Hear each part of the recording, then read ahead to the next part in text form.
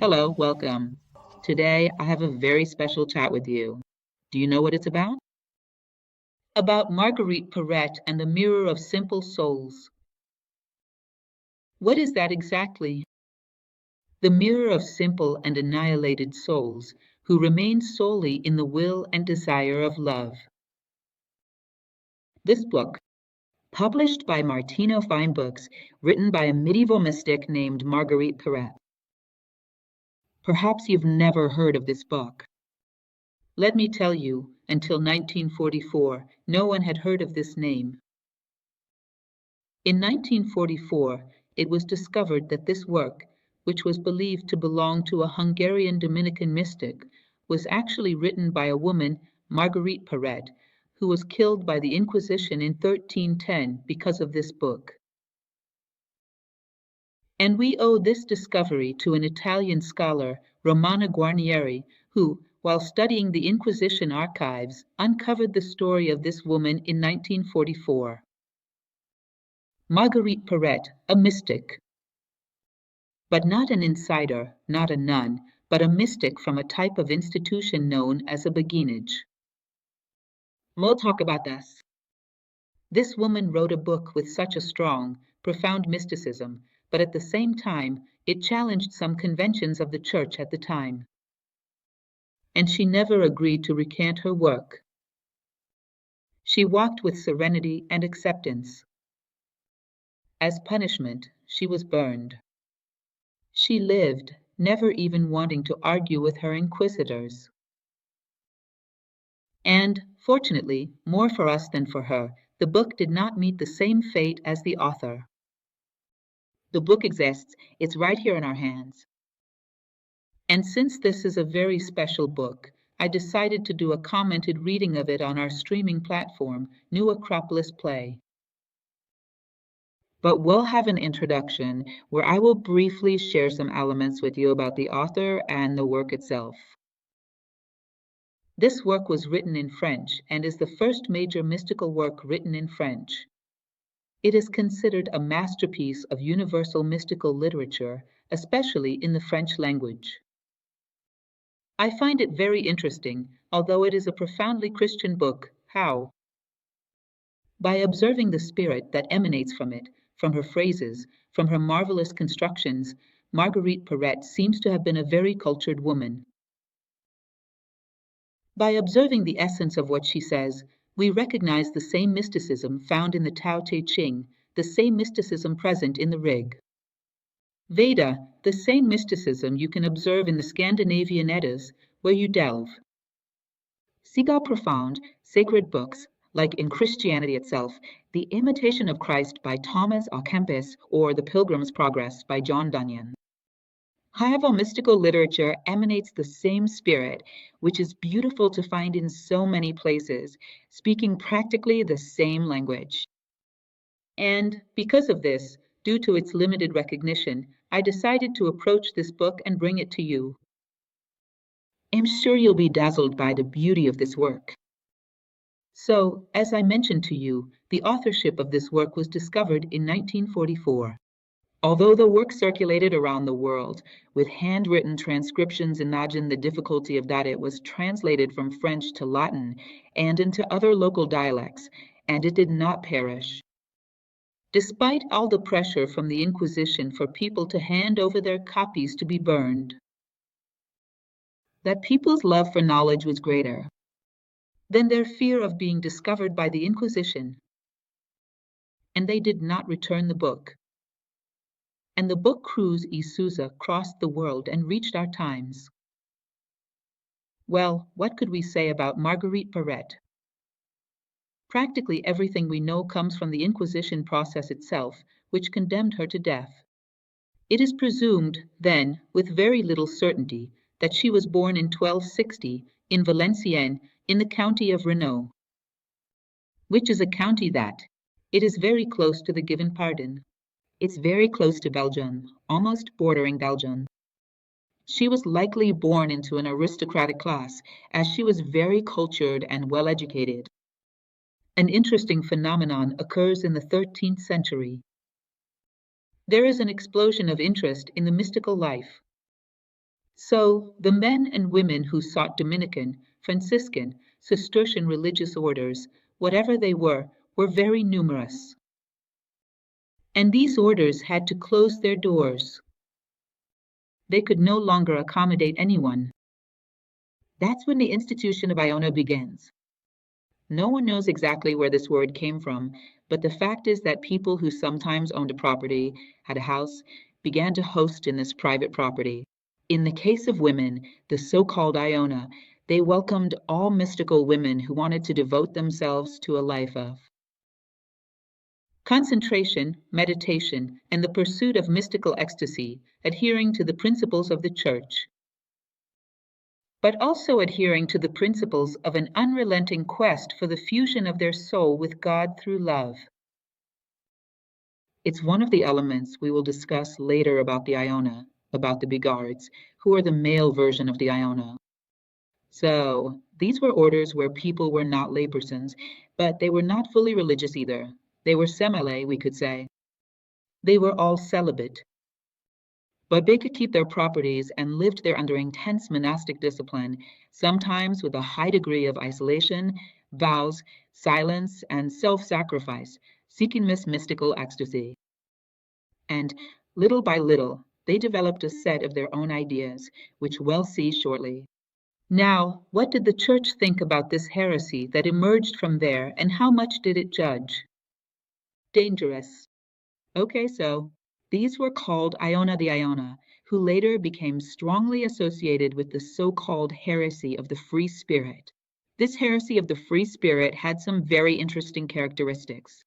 First of all, it considered that, through love, a person can go directly to God without mediations, without intermediaries. When the human soul annihilates.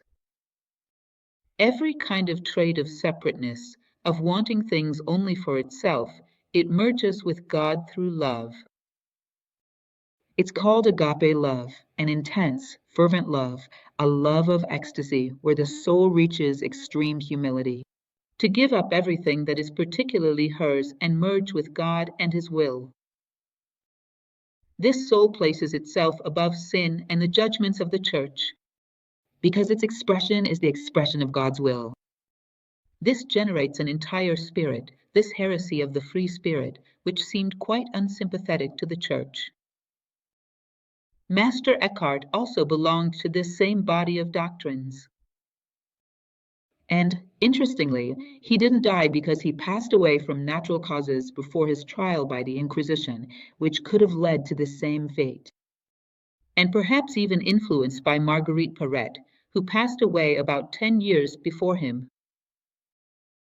So, let's talk a little more about our Marguerite Porete. She must have been born around 1260.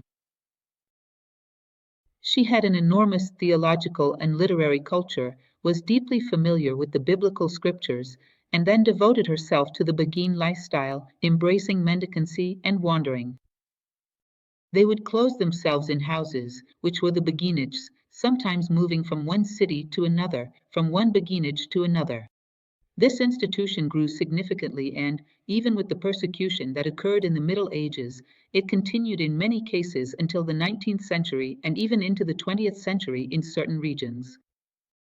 These houses of religious individuals, of mystics, dedicated to meditation, devotion, and mystical ecstasy, were completely isolated from common life. But also not being strictly speaking, religious, so much so that Iona, a beggar, could renounce that way of life at any moment, because they didn't have strict vows. They dedicated themselves to that way of life as an act of will and personal determination. Nothing compelled them to stay there. And many, the vast majority, despite this, remained for their entire lives. They possessed a very high level of mysticism, and they dared, in the middle of the century. In the 13th and 14th centuries, they disregarded the Church as a necessary mediator from the moment the soul reaches its mystical ecstasy through love, its fusion with God Himself. In other words, it was no joke, it was an act of great courage and, at the same time, of great elevation in depth. So, in the 13th century, the convents were full, and they made room for this institution of the Iona to establish itself. And it was very prosperous, with several units across various locations in Europe. Porete, so she practices, within this beguinage to which she dedicates herself. A near total seclusion, an isolation, and a state of seeking mystical experience. We can say that the Mirror of Simple Souls, which is called the Mirror or Miroir, must have been written around 1290. And it's almost like an autobiography. She writes about her process to reach mystical ecstasy, to reach a moment where she feels part of the very heart of the divine, where she feels as if her actions were nothing more than the fulfillment of that action which is ordained by God, as if all her means were vehicles of God's expression in the world, as other traditions around the world say. This is a Taoist example, like a glove that is completely flexible, and it allows the hand of God to express itself through her and carries out his work in the world. So, when one reaches this stage, typically a person says, "Sin is impossible. What I do, God does through me." And she decides to narrate the stages that led her. Even miss the stages of death on various levels of personality, even death on a spiritual level, which might seem astonishing. But if you consider that selfishness, spiritual vanity, is the worst of all, as Helena Blavatsky used to say, dying as a separate spirit, proud of one's understanding of God, must be the hardest of all deaths. To die as separateness, to become simply an organ of expression for the divine voice. And since the divine voice does not err, there is no longer room for error in a mystic of this level. He becomes a tool in the service of God entirely, without reservations, without restrictions. So, Marguerite Porete decides to narrate. In a mystical autobiography, she would have likely done this around 1290. Almost immediately, the Bishop of Cambrai, Cambrai being the region where the beguinage she belonged to was located, publicly burned her book and prohibited its continued propagation and dissemination. Despite this, Porete was so convinced that her work was sacred and had been dictated by divine will that she wrote to 3 ecclesiastical authorities, sending them her book. And she asks these 3 authorities if there was any sin, any heresy in her book. And the 3 respond to her that there is not. And she continues then, spreading her book, passing it on, allowing it to be taken everywhere, making as many copies as possible.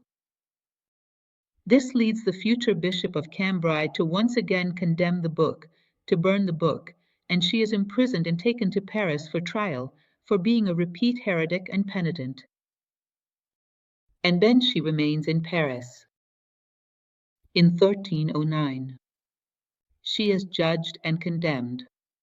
She spends a year and a half in Paris, in complete isolation, awaiting her trial. During this period, she refuses any kind of retraction. It seems that the church didn't want to conduct new burnings because that could often look bad, could give a bad image, especially when it involves a mystic. But she refuses any kind of retraction or even any conversation with her inquisitor, who would later be the same one to pass judgment against the Templars in the process, which also condemned many of them to the stake. And by refusing this, she ends up being judged and condemned to the stake. And this will happen in 1310. After a year and a half in prison, Marguerite Porete is burned in a public square. And then it is proclaimed, hand over the book. The book needs to be burned. And the people, I don't know if anyone actually handed it over, but it seems that many were saved. Many were dismayed by her death, by the way she died, and many were captivated by her work. And even at the risk of their own lives, to protect a written work by a heretic who was burned at the stake, condemned by the Inquisition, many preserved it and carried it forward. It began to be transcribed in various dialects, in various languages, and managed to survive to our days. Well, the book, then, is saved, and now let's talk a little about the book itself. The book is a treatise of religious instruction to lead man, to lead the human being, to their complete fusion with the divine will. In other words, the book acts as a great destroyer of any form of separateness. Starting from the densest of the physical body, moving through the more subtle of the more subtle bodies, until it eliminates separateness, even on the spiritual plane, so that the voice of man becomes the voice of God. As the Taoist tradition says, shadows were born into the world because man became opaque. Because if man were transparent, pure, like a mirror, this voice of God would enter through him and project sounds to the other side. This light of God would enter and cast light on the other side. When there are obstructions, the voice of God enters and exits on the other side as noise.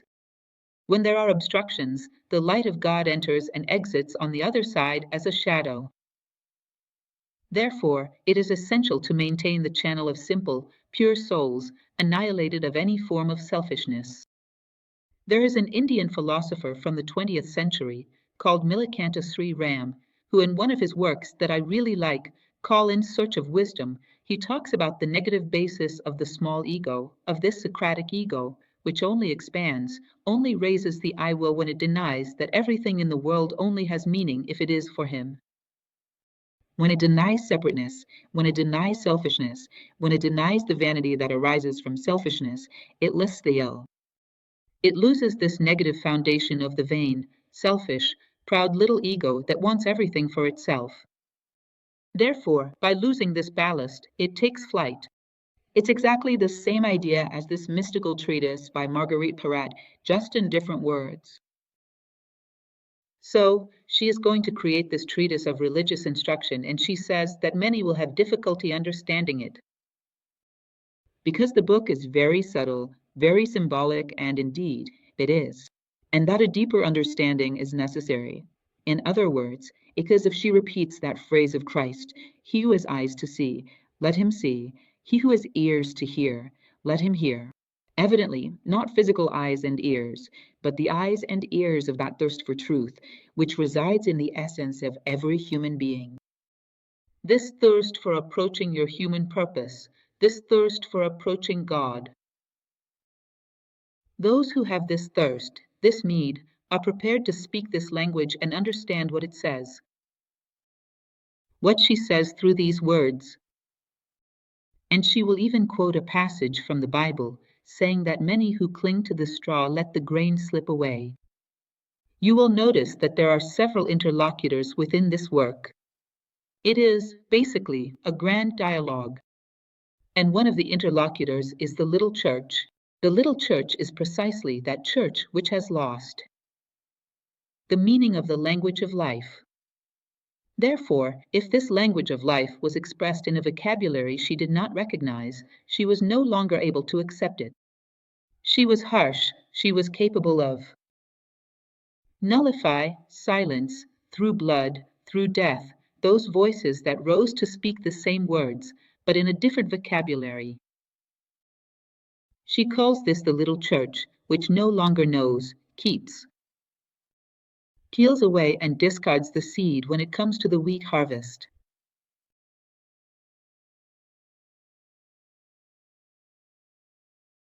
Anyway, as I was telling you, the book is a dialogue, a constant dialogue, and it has three main characters. She was very well versed, and it is one of the characteristics, in fact, of what we call heresy, to use the language of courtly love. As if between man and God, the same language was valid as that given to romantic love, courtly love, in those times. In other words, a state of ecstasy where fusion is desired. In one of his works, in the Republic, Plato says that when love is very deep, sometimes men would wish to call upon Hephaestus, Vulcan, the god of the forge, to meld their souls into one, because they could no longer bear the separateness. He speaks of this as the ultimate quest of love. It is exactly what was applied here, the application of this courtly love to agape love, to divine love, where man does not desire. Another thing is not to destroy the barrier that separates him from God, so that he and God become one. The ones who will engage in this dialogue, the main protagonists, are Lady Love, Reason, and the Soul, in other words, three ladies. Lady Love, who is the most inspired of all, is God himself, speaking the language of God. And she goes on illustrating and instructing the soul. And both of them counter the very resistant arguments of reason. There comes a certain moment when reason itself bends and starts to learn from both. But at first, she is quite stubborn because there are things she is not able to understand. And this dialogue is very rich. And it shows how, if reason is not illuminated by love, it can limit us. And then several other characters also enter the dialogue. But these are the main ones. One of the most important, one that holds great significance, that emerges at a certain moment, is the concept of near and far. The near and far is God himself, whom she refers to in this way. At what certain moments? He is love itself. When love is purified, it breaks the final barrier, tears down the last frontier. Love itself is God. The near and far and love become one. She will also introduce some other voices, which are the great holy church and the small holy church, the one that, as an institution, sometimes becomes blind and deaf. Faith, fear, courtesy, discretion, inscription, forgiveness. Virtue, temptation, and other particular aspects of these virtues and vices. But basically, it's a grand dialogue, chapter by chapter, where love and the soul teach the way. And they themselves, the soul guided by Lady Love, are led to overcome the barriers, the markers of this path, until complete fusion. And these barriers, these degrees of separation, are exposed as the work progresses. And how to break down each of these gates, how to open each of these doors that separate us from this total fusion with the divine, this return to unity. It's like taking an Egyptian symbolism where we are all climbing a pyramid, each on a different face, a pyramid with infinite faces. But as we progress, we get closer to a peak, which is singular, which is unity. And as we approach this unity, we are also more than one, arguments from one another. When we distance ourselves from one another, it's because we are also moving away from unity. We are descending the pyramid. This is a geometric fact, and against facts, there are no arguments. To understand and have less and less compassion, empathy, fraternity, kindness for humanity means we are descending, moving away from unity and not walking towards it. So, these are the speakers, so to speak. Those who will argue will defend their arguments as if they were truly in a courteous discourse, in a romantic discourse, where the barriers of love are being presented. And it is taught how to overcome them. For love to reach agape, to reach the mystical ecstasy of making the love of God. The mystical union of the soul with God, the liberation of the soul from any prison. It is the main element in this work. In other words, the breaking of any limit, the mystical association of the soul with God. That's the goal. And for this, the language of courtly love is used and is gradually transformed into a language of ecstasy. More and more, love and the soul stand in opposition to reason and begin to free themselves from any prison, from any limitation. They gradually bend the resistance of reason, and they keep transforming the soul more and more. In a state of divine ecstasy, where it dissolves, it loses itself within God himself. Like a drop of water that dives into the ocean, and there is no longer any separation between it and God. This is the process, the journey of this soul, which can then return and teach this love to those who remained here. But then you will, as the very expression of divine will, leaves no room for sin. A perfect mystic, he is no longer himself. He is merely a presentation of God at a crossroads of time and space. He is a vehicle through which God speaks. He is one of the many interfaces through which God interacts with the world. He no longer has an identity separate from God. Therefore, it is impossible for his voice to be Socratic or sinful, or, as the Indian tradition would say, for it to express negative karma, for it to stray. Of the law, which is the arm of God extended over the cosmos. So, continuing, love seeks to promote and constantly strives with its guidance to foster true humility in the soul. Where it loses the notion of possessing anything particular or of being a separate soul, better than something or someone else. I believe that when the soul remains separate but seeks to approach the understanding of God, it will misuse this understanding, using it to inflate its vanity and pride, using it as ballast that will make it sink deeper and deeper. Once again, spiritual pride is the worst of all others. If humility is not developed, if one does not let go of all forms of selfish separateness, it is better not to approach God. Because this closeness can lead you to the delirium of vanity, pride, arrogance, and the feeling of being the owner of the truth. It's better not to. So, love guides the soul in true humility and selflessness so that the encounter with God is perfect. When the soul stands before God, there is no barrier for the two to become perfection. A tight embrace, and they merge like into a sun. For those who do not believe in God, take whatever example you wish, nature, whatever it may be.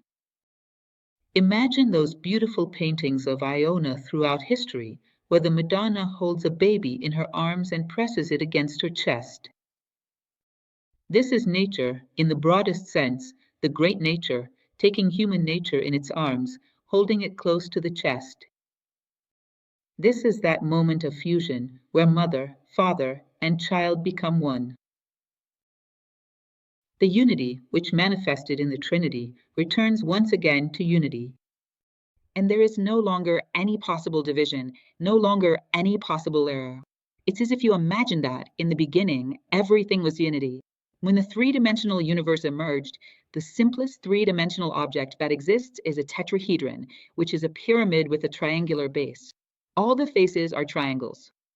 In other words, the one that was at the peak, in order to manifest in space, had to generate 3 points. And these 3 points, which are the Christian Trinity, which are will, love, and intelligence, can then be fused again to return to unity. Exactly what she is proposing here, love is proposing to the soul. Merge Father, Son, and Holy Spirit. Merge Father, Mother, and Child. Merge man and the sacred into a single being. In other words, through the elimination of any selfishness, any pride, of everything connected to separateness. In such a way that man and God become one again, a return to the primordial unity, as was said in the Pythagorean decade, where everything departs from and returns to unity. There are 3 deaths, according to Marguerite Porete. The death of sin, when our will and the divine will become one. The death of nature, meaning when human nature, as we perceive it, becomes simply a servant of divine nature. In other words, we stop believing that there is something we must do that is not God's will, and it becomes a servant of divine nature. And the death of the spirit, which is when we stop thinking that we are a separate spark.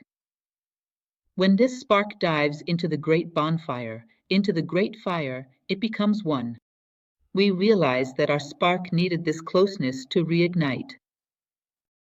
That our spark was always just an episode of the divine fire, momentarily isolated. But it needs to return to it, otherwise it extinguishes. So, the death of the body, with its sins, the death of the soul, with its separate nature, and the death of the spirit as a spirit separated from God. And then the fusion becomes complete. She reveals the conduct that leads to this progressive death of any separateness, of any selfishness. It leaves man completely bare, stripped, liberated to merge with God and become one with Him. Be perfect, as your Father in heaven is perfect. And she reveals this process that happened to her. She teaches about a path she herself walked, therefore, with tremendous moral authority. She teaches what she herself lived and returned to teach. It reiterates what we mentioned at the beginning, that all mediation is, in fact, an obstacle on the path. There is nothing and no one that can achieve humility, surrender, and detachment except the soul itself in the face of the great motivation that is God. If the soul does not place itself personally and directly before God, it lacks the courage for the detachment that is necessary. Because only the vision of God gives you enough motivation to strip away everything within you. That is not God. Any intermediary will blur this vision, and you will no longer have the moral strength for renunciation.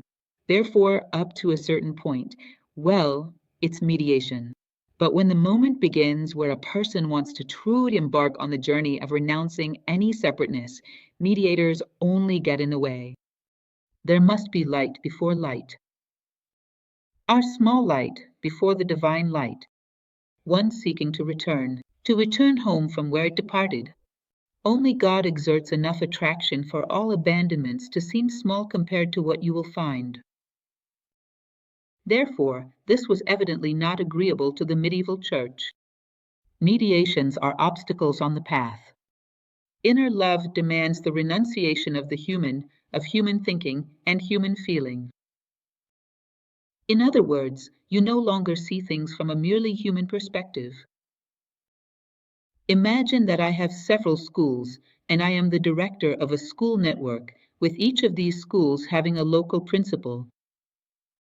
If a student who is very good decided to leave school A and go to school B, and both belong to my network, the principal of school A will be sad, while the principal of school B will be pleased. And I, who am the director of both A and B simultaneously, it doesn't matter to me. It doesn't make much difference. The only thing that makes a difference when we'll see the world from God's perspective is that beings are moving towards an increasingly progressive degree of consciousness, progressively renouncing any trace of selfishness. If they do it here, there, or anywhere on the globe, it doesn't matter as long as they are moving in the right direction. The divine vision does not wish to hold the human being in one place, in a creed, or in a form of thought, but to free them so they can walk back home as quickly as possible. And this was also considered a heretical view. It was one of the points that placed a person in a position of freedom beyond what the Holy Church prescribed at that time, the Holy Church, the small one, to be clear.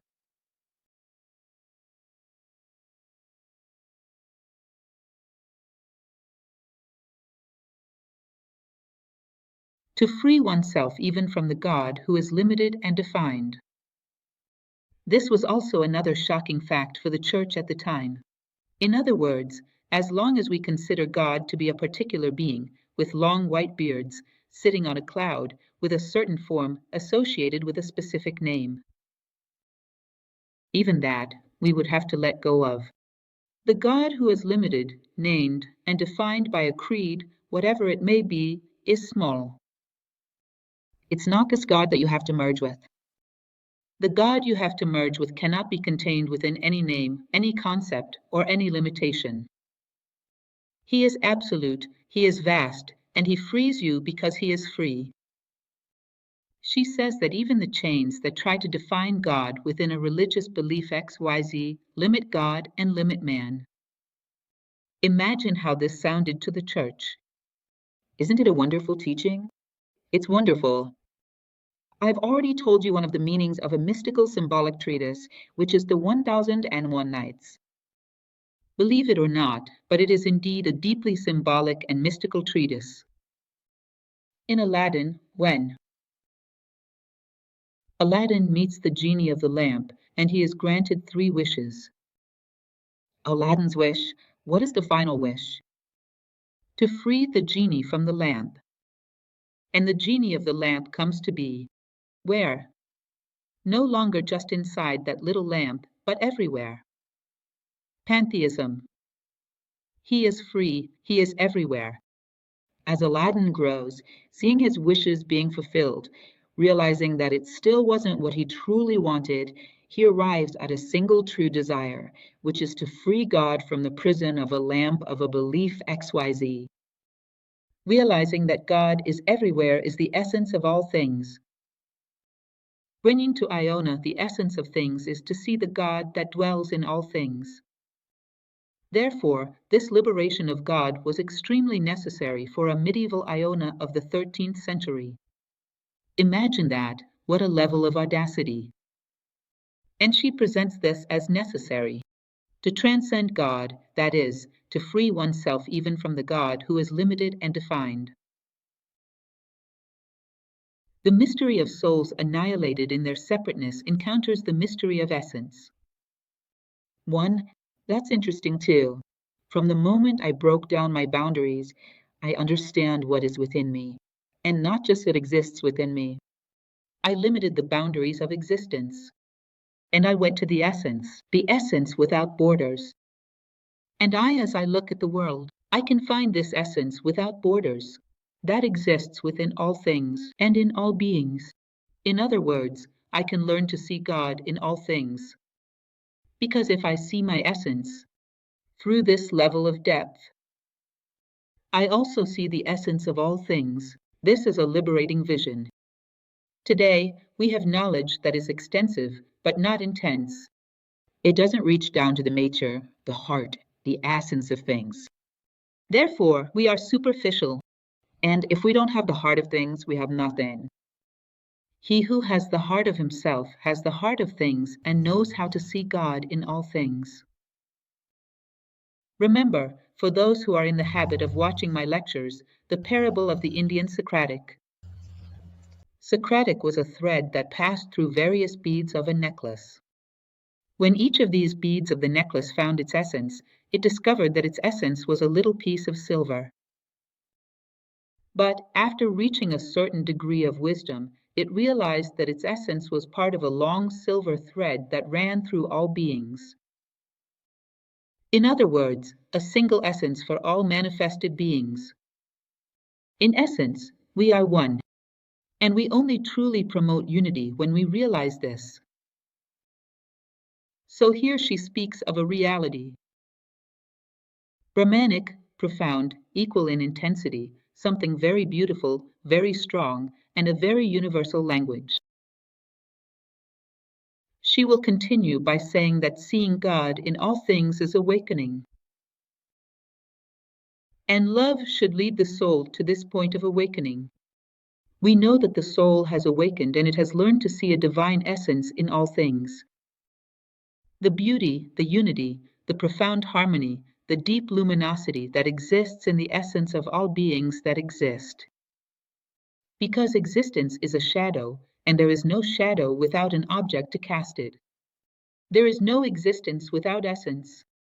So, through existence, you can dive into it and find the essence of all things, and find where God resides within all things. This means that you have the spiritual maturity for God to manifest through you in the world. And she then says that only at this moment can the vision of God, both distant and near, be acquired. And only at this moment can God, both distant and near, be worshipped. And he can be worshipped not in a specific place, but everywhere. Where there is life, there is a beating heart. This beating heart is the dwelling of God, both distant and near. He can always be seen, everywhere. In your hands, when you drink water, in your steps when you walk along an arid path, on the ground your feet tread, everywhere you can see God. And, therefore, you can reassemble it, as the Egyptian tradition says. When Isis finds all the pieces of Osiris' body, she reassembles him. She once again promotes unity. And man can promote unity when he begins to become a seeker of pieces of God, that he is capable of seeing things through their essence. and through the essence we see essences. This makes life a great sacred rite, seeking God in all things. Well, as we've already mentioned, she probably influenced many later mystics. 10 years after her death, 11 years after her death, comes the Council of Vienna, which harshly condemns the Iona os Iona as Iona. Many others were condemned by the Inquisition until 10 years. Subsequently, the popes softened this law and allowed the Iona to continue with their model of mystical life.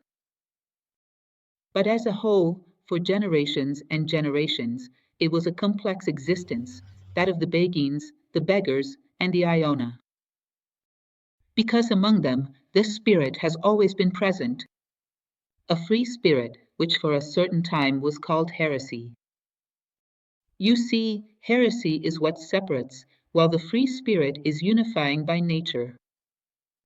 But it was called heresy, although this is never sufficiently proven.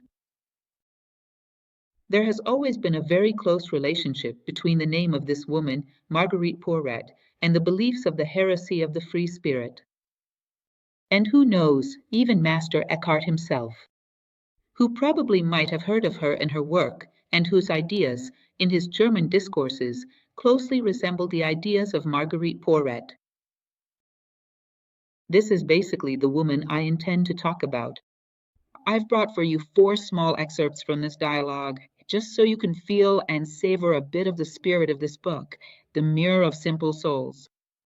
Simple souls are so pure that they are mirrors through which God can be seen. And she then begins. Several chapters with this dialogue. Here I've brought a small piece where love speaks with reason. A small excerpt from the speech of love. In this discourse through which her book unfolds, it is entirely a conversation between characters. Love says to reason, "Reason, it is no longer your will that desires it, but now it is the will of God that desires within her. For this soul does not remain in love, which would make her want this for the sake of some desire. On the contrary, it is love that remains within her. It took her will and, through it, fulfills its own will. Thus, love operates within her, without her, which is why she no longer has any anxiety. In other words, reason, look, you don't stand a chance, because it's not that the soul will have love within her, it's that love will have the soul within itself. The first thing it will require from this soul to serve as a tool for it is that she abandons the boundaries that separate her from God. In other words, she ceases to be herself and becomes the whole. And only dressed in the whole, dressed in unity, can she return to the Father's house. This is more or less the tone of the discourse between love, the soul, and reason. Look, you no longer stand a chance with this soul, because you operate with separateness. This soul, if it listens to me, will dive into me, and separateness will become a distant memory of the past, of a misunderstanding that was overcome. Very beautiful. Further on, another passage that I brought for you.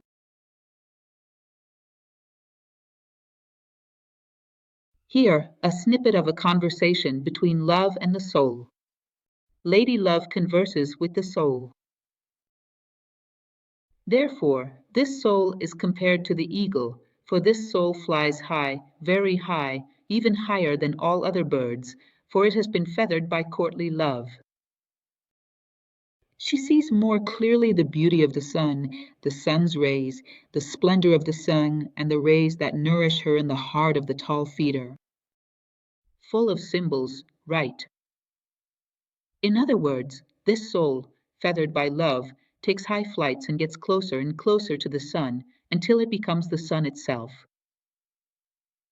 The hummingbird soul that the Aztecs spoke of, which goes all the way to the orbit of the sun. And the soul responds, in this way, this soul in ecstasy. Says the unfortunate nature that, for many days, kept her in servitude.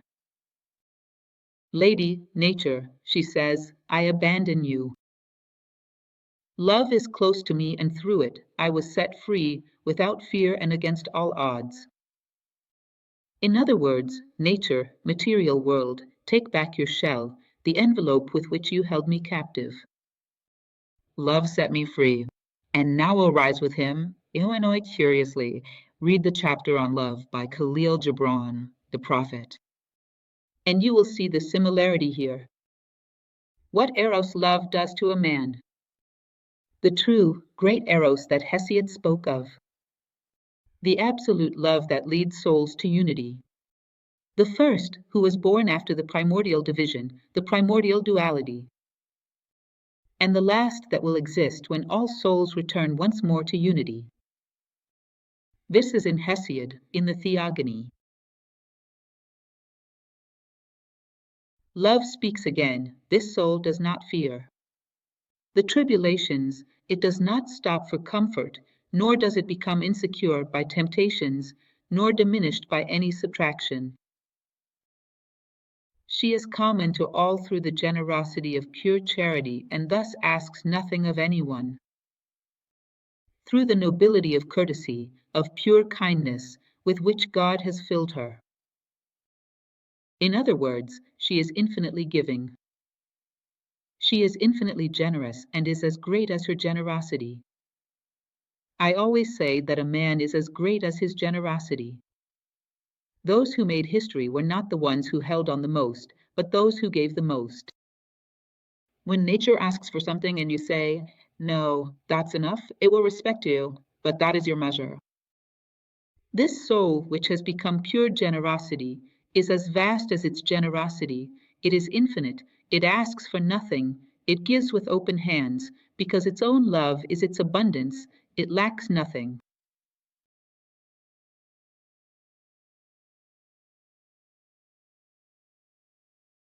Throughout all time, she is sober, without sadness, joyful and without dissolution, for in her God has sanctified his name. And the divine Trinity has its home within her. Among you, little ones, who, in truth, in desire you quarrel, your nourishment you desire. To be like this soul is. For he who desires less and does not desire more is not worthy of the smallest blessing from God, due to his cowardice, in which he allows himself to fall, and thus he seems to always be hungry.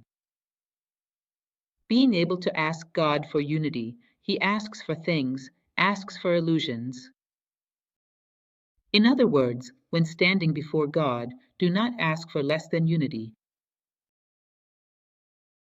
It's a very beautiful passage from the Ramayana, which speaks exactly of this. Be cautious, do not ask for so little. In other words, before God, do not ask for less than unity. It's a great waste of opportunity. And this soul, find generosity, find fulfillment, in her exists perpetual happiness. Because in God, nothing is lacking. Continuing within our dialogue. This passage, which is another conversation between love and the soul, a small excerpt, love says, this soul is the lady of virtues, island of divinity, sister of wisdom and spouse of love. And the soul responds, indeed, but this seems to be a strange language to reason. But this is not strange, for in a short time it will be no more. The separated reason, which divides things to understand, will soon be no more. But im it says, the soul, and without a doubt im and will be forever. For love has no beginning, no end, no limit, and I am nothing except love. Therefore am, because im love, and love has no limits. How could I have anything more? That couldn't be. In other words, if I have love, there is nothing more I could have. Therefore, in concrete. And if love is infinite in possibilities, in infinite in possibilities.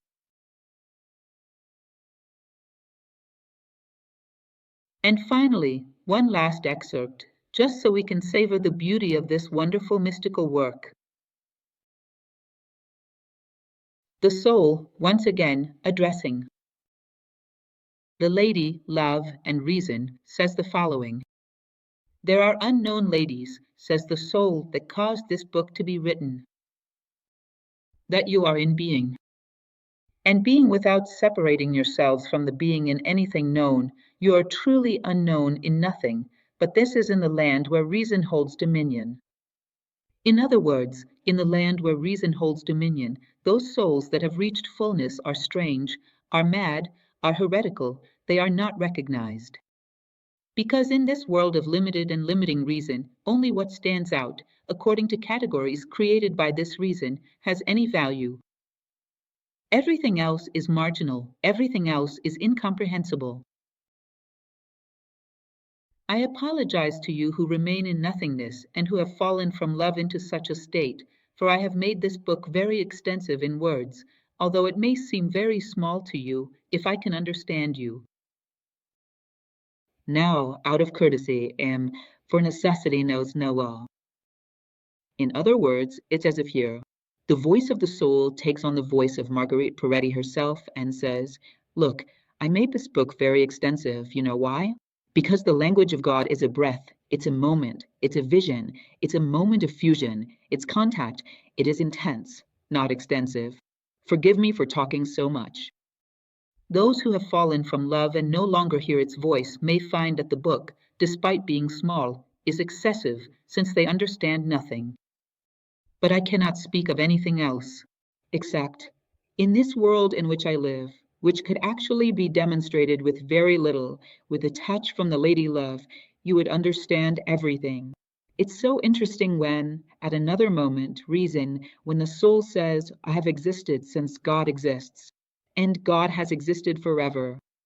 And reason says, hold on, soul, you were created by him at some point. And she says, everything that is divine creation comes with him since God is God. It is simply the externalization of one of his attributes. Before him was and will be as long as God himself is.